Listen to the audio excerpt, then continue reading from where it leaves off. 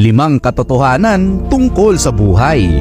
Number 1. May mga pagkakataon na hindi mangyayari ang isang bagay base sa iyong inaasahan.